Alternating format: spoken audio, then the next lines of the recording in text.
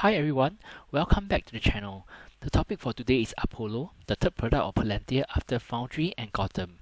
For those new to Palantir, Gotham is the first product that has been used early in the days of Palantir and used to serve the government clients. Foundry was started in 2016 and is a new age software that serves mainly commercial clients and also some of the government clients as well. You must be wondering why I brought up Apollo. This is because the product is transformative and a big differentiator of Palantir, but little has been talked about or known about the product. More importantly, Palantir announced their quest to achieve DoD Impact Level 6 back in Q4 2020 earnings, and Apollo was highlighted to be part of that objective.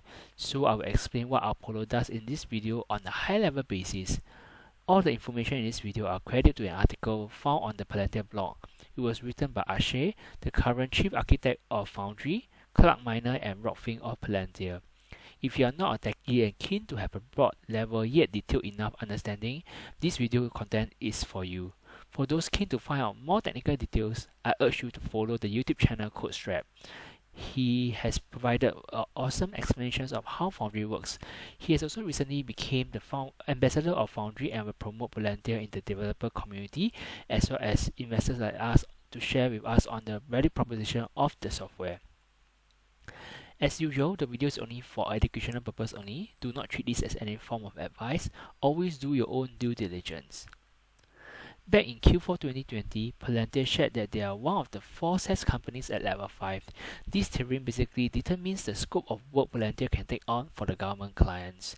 Being able to upgrade to level 6 will allow them to handle classified data, which massively unlock new addressable market and more potential contracts. This is a big driver to the government business, especially when its growth rates have declined in 2021. The Palantir community got excited when Palantir published that they are level 6 compliant in the company website. However, only level 5 accreditation report is available, so it is not clear if Palantir can start taking on level 6 contracts at this point of time. I will go more into this topic when we have more clarity. Before we go into Apollo, we have to journey through the development of the first 2 Palantir products, which are Gotham, followed by Foundry. Going back to 2008, cloud computing was at its infancy stage and most enterprise softwares were installed on computers. I remember the days when we need diskette, a square piece of plastic to run programs that can only store a mere 1.44 megabyte of data. Thereafter, it got upgraded to CD-ROMs that allow much more data to be stored and therefore more advanced programs. For Gotham, Palantir similarly had to install the software on premises of its government clients. Then manual configurations were required to make sure the software do work. In other words, softwares are installed on premises in heterogeneous environments. This process is very manual and requires a lot of manpower, and it's not ideal to have many people moving around government offices that hold sensitive information. In addition, software upgrades are relatively infrequent and customer clients do not enjoy fast updates like what we see today. The rates of delivery of the incremental improvement in software is low. A radical approach was adopted for the building of Foundry in 2016. A cloud-native SaaS platform with a microservice architecture was built. Palantir shared that the adoption of the SaaS model was fast, and all commercial clients as well as the government sectors went with the SaaS model between 2018 to 2020. Foundry can leverage on Palantir Public's cloud SaaS to do unclassified work. For mission-critical and national security systems, Foundry can also do the job for the US government clients after receiving the FedRAMP Moderate and DoD IL Level 5 authorization. That is the highest SaaS authorization achieved alongside 3 other SaaS companies. We are done talking about the 2 user-facing SaaS platforms in Gotham and Foundry. Digging under the hood, Gotham and Foundry are powered by a continuous delivery system in Apollo. Known as the third platform, Apollo was initially meant to be an automation and delivery infrastructure for the public cloud SaaS.